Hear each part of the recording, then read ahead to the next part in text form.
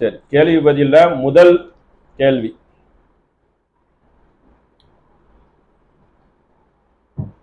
முனாஃபிகூனின் அடையாளம் நபிகள் நாயகம் ஸல்லல்லாஹு அலைஹி வஸல்லம் அவர்கள் மூன்று என்று கூறுகிறார்கள், 4 என்று கூறுகிறார்கள். நீங்க 4 சொல்லுங்க. அந்த 4ல அந்த 3 வந்துடும். சரிங்களா? நம்பிக்கைக்கு மோசடி செய்வான்,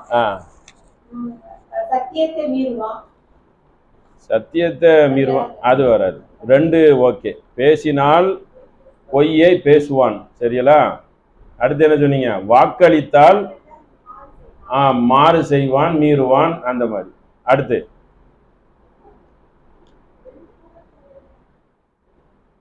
அதாவது 3 சொன்ன ஒரு நபிமொழி, 4 சொல்ற நபிமொழி. இந்த 4 சொல்லிட்டாலே அந்த 3 இந்த 4ல வந்துடும். இந்த 4வது சொல்றதுல நபி ஸல்லல்லாஹு அலைஹி வஸல்லம் கூடுதலாக 1 கடைசியில சொல்லுவாங்க.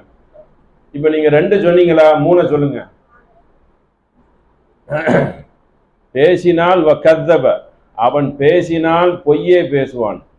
நம்புனா என்ன செய்துருவான்? நல்ல நம்ப வச்சு களத்தறுத்து விட்டுருவான். இது முனாஃபிக்குனுடைய அடையாளம். நம்புனா களத்தை அறுக்கலாமா? உன்னை நம்பிதானே வந்திருக்கிறான். பொதுவா செய்யக்கூடாது. இதுல இப்படி வேற செய்தா என்ன செய்யுது? அடையாளத்தெல்லாம் நமக்கு மேற்கோள் காட்டுறாங்கன்னா எதுக்கு? எச்சரிக்கையா இருந்துக்கிறீங்கன்னு தான். இது ஒரு அடையாளத்தில் ஒரு அங்கம். பொய்னா எப்படி? பொய் 1 2 இல்ல, பேசி தண்ணியா பேசுவான். சக்கரை பொங்கல் மாதிரி பொய்னா அப்படி சொல்லுவாங்களா? அந்த மாதிரி பொய்யை அடிச்சு விடுவான். உடம்போட ரத்த நாணங்களோட ஊறி இருக்கும். அதனால அப்படி இருக்கும். ஒன்னாச்சா? 2 என்னது? இந்த வாக்குறுதி மீறுவான். நானே உங்கள்கிட்ட விடைய சொல்லிட்டேன். இப்போ நீங்க கவனிக்கல போங்க. நம்பினால் துரோகம் செய்வான். அதான் 3வது. 3வது நான் 2வது உங்களுக்கு சொல்லிட்டேன். சரி, 4வது சொல்லுங்க. அதாவது நல்லா கேட்டுக்கிறீங்க. பொய் பேசுவான்னு சொன்னீங்க, வாக்குறுதியை மீறுவான். வாக்குறுதி கொடுத்தா மீறுவான். நீங்க சொல்லாத ஒண்ண நான் சொல்லிட்டேன். நம்பினால் துரோகம் செய்வாங்கிறது நீங்க சொல்லல. அதான் 3வது. நம்பினா என்ன செய்வான்? துரோகம் பண்ணுவான். வாக்குறுதி மீறுறது, இந்த மாதிரி கொடுத்துட்டு மீறிடுவான். நான் எங்க கொடுத்தேன்னு வேற கேட்பான். நான் எங்க கொடுத்தேன்னு கேட்பாங்கிறது 4வது ஒண்ணு இருக்குல்ல, அதுல தெரிஞ்சிடும் உங்களுக்கு. என்னது? இல்ல இல்ல, கரெக்டா சொல்லுங்க. சந்தேகங்கிற வார்த்தை இல்ல, சண்டையும் இல்லை. முதல்ல அதெல்லாம் கிடையாது. இதுல எப்படின்னா, அதாவது முனாஃபிக்கூனை பத்தி சண்டைங்கிற சொல்லுல அல்லாஹ்வே குர்ஆன்ல சொல்லுவான். அது தனி, இது தனி. அதாவது போர்க்களம் வந்தால் அவன் தந்திரமாக நடித்து என்ன செய்வான்? புறமுதுவு கட்டி ஓடிடுவான். அது அடையாளம் நிறைய இருக்கு. இது எது கோர்வையா சொல்றோமோ அதுக்குள்ள நீங்க வந்துடணும். சரிங்களா? ஆமா. இப்ப அது புறமுதுவு கட்டி மட்டும் ஓட மாட்டான், சண்டை செய்யற மாதிரி பாவலா செய்வான். பத்தியா சண்டைக்கு வந்திருக்குன்னு சொல்லி அப்படி உள்ள போய் லெப்ட்ல வந்துருவான். இந்த மாதிரி வேலையும் செய்வான். ஏகப்பட்ட வேலை வச்சிருக்கான் கைவசம். நான் அந்த மொத்தம் பட்டியலையும் கேட்கல. இந்த 4 தான். தொழுவையில நின்னா என்ன செய்வான்? எப்படி நிற்பான் சொல்லுங்க? சரி, அப்ப அதை அடுத்து வச்சுக்கிறோம். இப்ப 4 சொல்லுங்க. 4 தெரியல. ஆண்கள் கேள்விப்பட்டிருக்கீங்களா? உங்களுக்கு தெரியுமா? உங்களுக்கு முனாஃபிகூனுடைய அடையாளம் 4 3 4 அப்படி 2 நபிமொழி வருது. 3 சொல்லியாச்சு. எங்க 3 திரும்ப சொல்லுங்க. பேசினால் பொய் பேசுவான், வாக்களித்தால் மீறுவான். அடுத்து நம்பினால் துரோகம் செய்துருவான். மோசடியா? சரி, ரைட்டு, மோசடி வைங்க, துரோகம் அந்த மாதிரி சேர்ந்துருவான். 4வது என்னன்னா, வாதம் புரிந்தால் சண்டைல சொல்றீங்க. சண்டையும் வாதமும் ஒண்ணாங்க. சண்டைங்கிறது கையால கை கலப்பு. வாதங்கிறது நாவினால் பேசக்கூடிய சொற்கள். வாதம்னா எப்படி தெரியுமா? நம்ம ஒரு வாதத்தை வைப்போங்க. அவன் அதுக்கு என்ன செய்வானா, முதல்ல சரின்னு கூட சொல்லுவான், கொஞ்ச நேரம் கழிச்சு முரண்பட்டுருவான். நல்ல கவனமா கேட்டுக்கிறணும். இந்த முரண்பாடை நீங்க மனிதர்கள்ட்ட பேச பார்த்துட்டீங்கன்னா இந்த ஒரு அடையாளத்தை எடுத்து வச்சுக்கிறணும். முரண்படுறாரு ஒரு பேச்சுல முரண்பாடுனா எப்படி? ஒன்ன சொல்லிட்டு அதற்கு அப்படியே முரண்பட்டுருவார். இருக்குங்குவாரு இல்லங்குவாரு, இல்லங்குவாரு இருக்குங்குவாரு, குரானை நம்புவங்குவாரு, கொஞ்ச நேரம் கழிச்சு என்ன சொல்லுவாரு, கொஞ்சம் டவுட்டா தான் இருக்கு, நிறைய படிக்கணும் அப்படிங்குவாரு. இப்படி முரண்பட்டுக்கிட்டே இருப்பாங்க. அப்படியும் வந்து என்னது டேஞ்சரான ஒண்ணு. முரண்பாட்டுல இருந்து வெளியே வந்துடணும்.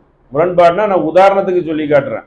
இப்படி நிறைய ஒரு ஸ்டெடி மைண்டுக்கு என்ன செய்யணும், சடன்ல வந்து வந்துடணும். 10:30 மணி போறோம், 12:30க்கும் பார்க்கணும், 1:30க்கு பார்க்கணும் அப்படின்னு சொல்லி அந்த குழப்பமும் இருக்க கூட முரண்பாட்டுல வந்து முரண்பாடு வந்து கூடிக்கிட்டே போகும். அப்போ வாதம் செய்தால் முரண்பாடு செய்வான். அதை வந்து கவனமா வச்சுக்கிறணும். சரிங்களா? வாதம் புரிஞ்சுக்கிட்டே இருப்போம். நம்ம வந்து தர்காவை சொல்றோம், நம்பாதீங்கன்னு வசனத்தை எல்லாம் சொன்னா அப்படி முரண்படுவான். நாங்களும் அதைத்தானே சொல்றோம் அப்படிங்குவோம். கொஞ்ச நேரம் கழிச்சு வணங்குறதை ஆதரிச்சு பேசுவோம். இப்படி முரண்பாடுகள் இருக்கும். இந்த 4 வந்து என்ன செய்யும், கோர்வையா சொல்றாங்க, சொல்லிட்டு ஒரு செய்தியை சொல்றாங்க. இதுல ஏதாவது ஒன்று இருந்தாலும் அவன்கிட்ட அந்த முனாஃபிக்குன் தன்மை இது வேற செய்தியில வரும், இதுல வராது. அவனை விட்டு என்ன செய்யாது, போகாது. அதுவும் ஒரு அடையாளத்துல ஒன்று. பொய்யா இருந்துகிட்டு இருக்குன்னா அந்த பொய் அப்படியே கொஞ்சம் கொஞ்சமா இருந்தா குறைக்கணும், திருந்திரணும். அது போய்கிட்டே இருந்தா என்ன ஆகும், டேஞ்சரான ஒண்ணு. நம்ம கூட கலந்து வாழ்வான் முனாஃபிக்குனுங்கிறவன். சரிங்களா? தனியா வரமாட்டான், நம்மள்கிட்ட தான் கலந்து வாழ்வான். நம்ம அவங்ககிட்ட வந்து கொஞ்சம் அந்த மாதிரி அடிக்கடி க்ளோஸா என்ன செய்யலாம், பேசினாதான் அது தெரியும். அது இதெல்லாம் வைத்து அறிவுள்ளவர்கள் கண்டுபிடிச்சிக்கிறணும். அந்த அவன்கிட்ட இருக்கக்கூடிய பொய், முரண்பாடு, நம்பி கொடுத்தனா மோசடி செய்யறது, 10,000 ரூபாய் கொடுத்துட்டா ரொட்டேஷன்ல விட்டுட்டு அதுக்கப்புறம் என்ன சொல்றது, நான் போனேன்னு சொல்லி கதெல்லாம் பேசக்கூடாது. அதெல்லாம் ஒரு நம்பிக்கையா இருக்கணும். அது ஒரு செய்தி. சரிங்களா? முனாஃபிகுன் ஆபத்தானது.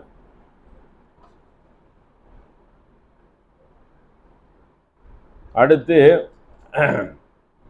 அநீதி இழைத்தோரை தவிர வேற யாரும் இதை மறக்க மாட்டார்கள். எனது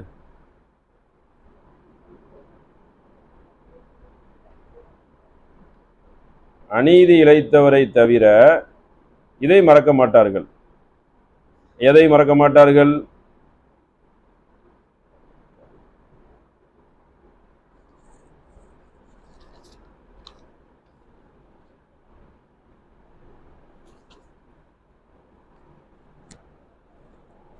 எதை மறக்க மாட்டாங்க பெண்கள்? ரொம்ப ஈஸி தான், நம்ம கையில தான் தவழ்ந்து கொண்டு இருக்குது. அநீதி இழைத்தவர்களை தவிர இதை மறக்க மாட்டார்கள். எதை மறக்க மாட்டார்கள்? டேஸ், அதை சொல்லுங்க.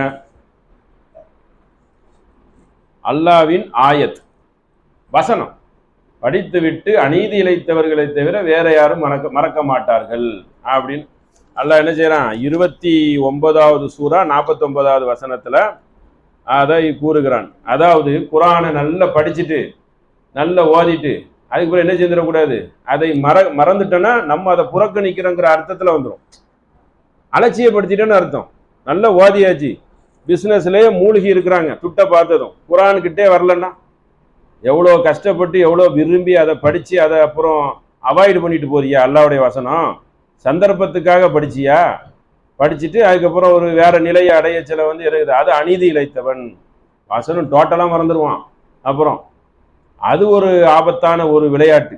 அதனால என்ன செய்யணும், அல்லாஹ்வுடைய பாதையில வந்துட்டு அந்த மாதிரி ரிவேஸ் வாங்குறது, ஜர்க்கு வாங்குறது, இந்த செயல் இருந்தாலும் அநீதி இழைத்தவர். குறிப்பா ஆயத்தை மறுக்கக்கூடியவர்கள் அநீதி இழைத்தவர்கள் தான் அப்படின்னு அல்லாஹ் என்ன செய்யறான், கூறுகிறான்.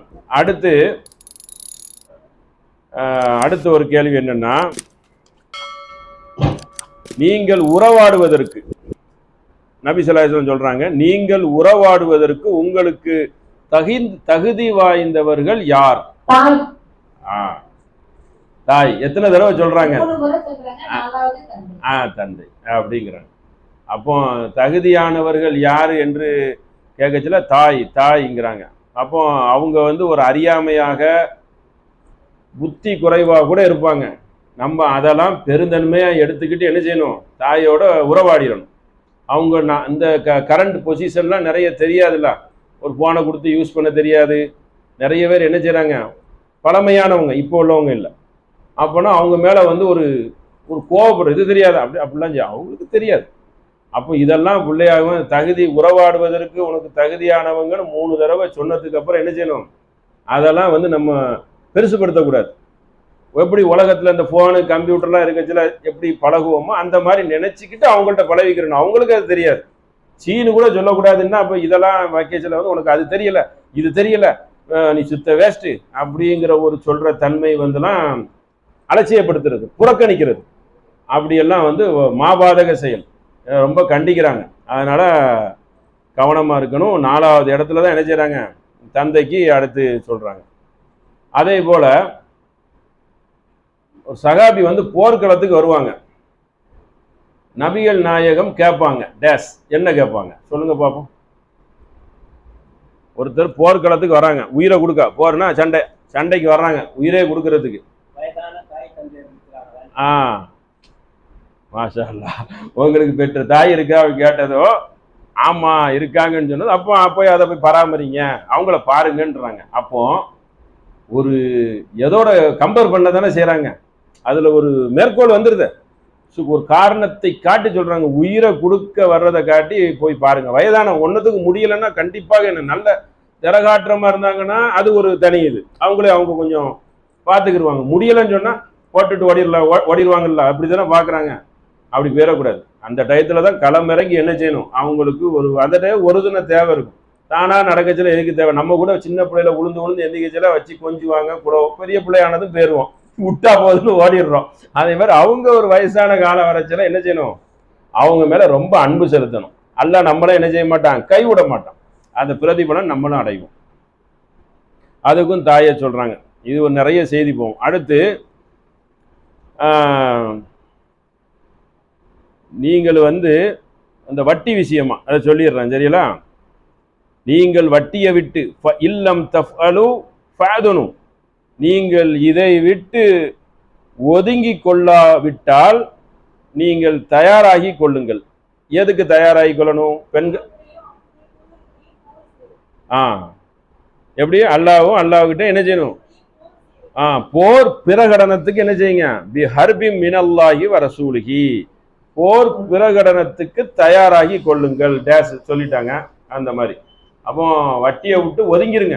ஏதோ அப்படி இப்படி விழுந்துட்டா நான் டக்குன்னு ஒதுங்குங்க, ஒதுங்கி வெளியாயிருங்க. இல்லைன்னா நீங்க வந்து எதுக்கு என் கூட சண்டைக்கு வர்றதுக்கு நீங்கள் ஏன்னா அது கீழே அல்லாஹ் என்ன சொல்லிடுறான், வயின் துபுத்தும், திருந்தி கொண்டால் உங்களுக்கு என்னது, திருந்தி கொண்டா முடிஞ்சு போச்சு. கீழே ஒன்று துபுத்தும் பலக்கும் ரூசு அம்வாலக்கும், நீங்க திருந்தி கொண்டு அந்த பொருளாதாரம் வட்டி கொடுக்கறவனா இருந்தா சரி, அப்படியே எனக்கு அந்த வட்டி துட்டை மட்டும் கொடுத்துரு, இல்ல வட்டி துட்டே வேண்டாம் இவ்வளவு நாள் விட்டுட்டேன், அந்த திருந்துறதுனால அவனுக்கு தெரியும்ல, அதை விட்டுட்டா எல்லாம் என்ன செஞ்சிருவான், அவனை வந்து மன்னிச்சிருவான். சரிங்களா? கீழே அந்த வார்த்தையை சொல்லிடுறான். போர் பிரகடனம்னா பார்த்துக்கிறங்க. ஆனா வட்டியில இன்னைக்கு வந்து சொல்லவே முடியாத அளவுக்கு முஸ்லீம்கள் வந்து எப்படி அந்த மூடப்பழக்கம் சிறுக்கில் இருக்காங்களோ, மற்ற நோன்பு தொழுகெல்லாம் ஒன்றும் குறை கிடையாது, அதெல்லாம் வந்து குனிஞ்சி போயிடுவாங்க, அதை செயல்முறை ஆற்றத்துக்கு இருக்காங்க. ஆனால் அந்த தவறில் மூழ்கச்சில் வந்து அந்த வட்டியிலலாம் வந்து பேங்க்ல போடுறது, பிக்சட் டெபாசிட்டாக போடுவது, இன்சூரன்ஸ் 5 லட்சம் கட்டினா ஒரு 10 வருஷம் கழிச்சு என்ன செய்வான், 10 லட்சம் கொடுப்பான். இதெல்லாம் என்னது, வட்டி. அவன் வெளியே ரொட்டேஷன்ல விட்டு வியாபாரிக்கு விட்டு தான் நமக்கு தர்றான். அந்த மாதிரி வட்டியில வந்து லாபம், உலக கணக்கு போட்டா என்னது லாபம். ஆனா அல்லாஹ் தடை செய்யறான்ல, தடை செய்துட்டா என்ன செய்யணும், ஒதுங்கிறது தான் ஒரு மூமினுக்கு நல்ல முன்மாதிரி. சரி, அது போடலாம். மெடிக்கல் இன்சூரன்ஸுங்கிறது ஒன்ஸ், அது ரொட்டேட்ல வராது. பிக்சட் டெபாசிட்ங்கிறது போட்டு தர்றது, இன்சூரன்ஸுங்கிறது போட்டு தர்றது. மெடிக்கல் இன்சூரன்ஸ் என் உடம்பு குணமாயிட்டா முடிஞ்சிடும். அது எல்லாத்துக்கும் அவன் ஏகப்பட்டவர்கிட்ட வாங்குறான், அதை ரொட்டேட் விட மாட்டான். அது இல்லாம அவனுக்கு வந்து இப்போ உதாரணத்துக்கு 1 கோடி பேர் பண்ணானா அதுல ஒரு 1 லட்சம் பேருக்கு உடம்பு கோளாறு வரும். அந்த 1 லட்சம் பேருக்கு அந்த பணத்துல இருந்து தான் கொடுக்க போறான். கொடுத்து உங்களுக்கு அந்த ஆபரேஷன்ல இருந்து வெளியாயிடுறீங்க, அவ்வளவுதானே. மெடிக்கல் அதுக்குன்னு ஒரு அமௌண்ட் இருக்கும், அதுக்கு இப்படி போடு, அதுக்கு அப்படி போடு, அப்படி சொல்ல மாட்டான். ஒன்ஸ். அது மாதிரி பைக்கு இன்சூரன்ஸ் கட்டுறோம், அது ரொட்டேடு கிடையாது. என் தேவைக்கு இல்லைன்னா வண்டியை பிடிச்சிருவான். 1000 ரூபாய்க்கு பைக்கோ ஏதோ ஒன்று காரோ, ஒரு குறிப்பிட்ட அமௌண்ட் தான். இது ரோலிங்கில் ஆகுது. வட்டியை வந்து நல்ல சமாச்சாரமா புரிஞ்சுக்கிறணும். ரோலிங் ஆகுறது, ஒன்ஸ் கொடுத்துட்டு வர்றது வட்டி கிடையாது. நிர்பந்தம்ல இன்னும் சொல்ல போறாங்கன்னா, இன்னும் சொல்ல போறா காருக்கு நிர்பந்தமா ஒரு சட்டம் போட்டுட்டான், ஏய் எனக்கு வந்து இன்சூரன்ஸ் கொடு, வருஷம் வருஷம் ஒரு 300 ரூபா கொடுன்னு கேட்கறான். அது கூட நமக்கு நிர்பந்தத்துல வந்துடும். அவனை எதிர்க்க முடியாதுல்ல, ரோட்ல வந்தா பிடிப்பேங்கிறான், என்ன செய்வியா? நிர்பந்தத்துக்கு தான் இஸ்லாத்துல சட்டம் இருக்க. இதெல்லாம் என்ன ஃப்ரீடமா, திட்டம் போட்டு சம்பாதிக்கிற ரூல் பண்ணி நம்ம வந்து நல்ல தந்திரமா என்ன செய்யணும், போட்டு லாபகமா சம்பாதிச்சிடணும். 10 லட்சத்தை கொடுத்து அங்காக்கு இன்சூரன்ஸை போடு, ஃபிக்ஸட் டெபாசிட்டை போடு, வேற இந்த பிசினஸுக்கு வேற கூட்டங்கள் சுத்தும். 10 லட்சம் தாங்க, மாசம் மாசம் உங்களுக்கு ஒரு 10,000 தரேன்னு ஒரு கூட்டம் சுத்தும், மொத்தமா ஏமாத்திட்டு போறதுக்கு. இப்படிதான் செய்யக்கூடாது. அதுக்கு பதிலாக தங்கம் வாங்கி வச்சுக்கலாம். தங்கம் விலை கூடும், அது எப்படி வட்டியாகும்? அது என் பொருள் வாங்கினும் கூடிட்டு.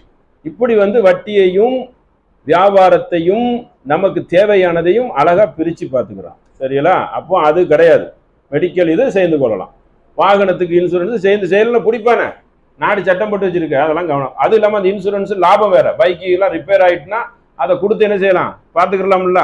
அதெல்லாம் கேட்பான் இன்சூரன்ஸ்ல. அந்த வாகனத்துல என்ன செய்வான், எல்லாம் கேட்பான். உங்களுக்கு ஆக்சிடென்ட் ஆயிடுச்சுன்னா அதுல லாபம் இருக்குது, பிளஸ் ரோலிங் கிடையாது. ஒரு தடவை தான். இது அப்படி இல்லை, உங்களுக்கு குட்டி போடும்.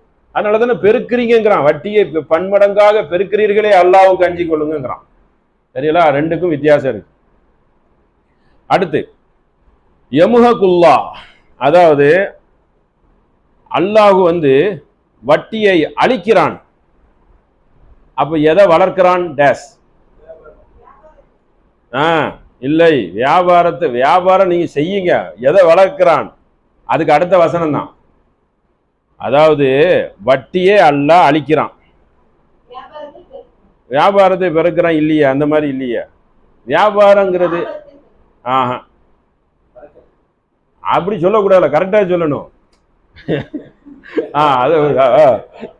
அதுக்கு நெருங்கிட்டியா?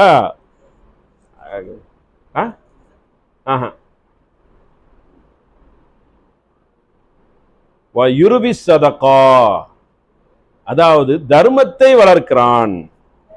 தர்மம் அப்படின்னு சொன்னா சதக்கான என்னது? அந்த ஹக்க வளர்க்கிறான். நல்லபடியா இருந்துக்கிறீங்க.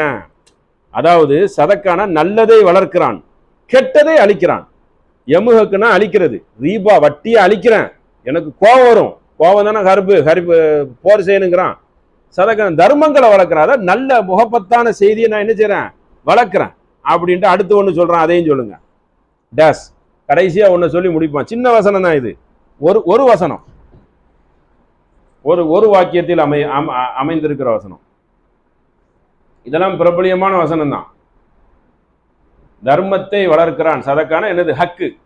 தர்மத்தை நல்லதை வளர்க்கிறான். நல்ல விஷயங்கள்லாம் வளருங்க, நல்ல செய்யுங்க, மரத்தை வைங்க, அதை வைங்க, என்ன வேணாலும் செய்யுங்க. இதை செய்யாதீங்க, இதை அழிக்கிறேன்னா.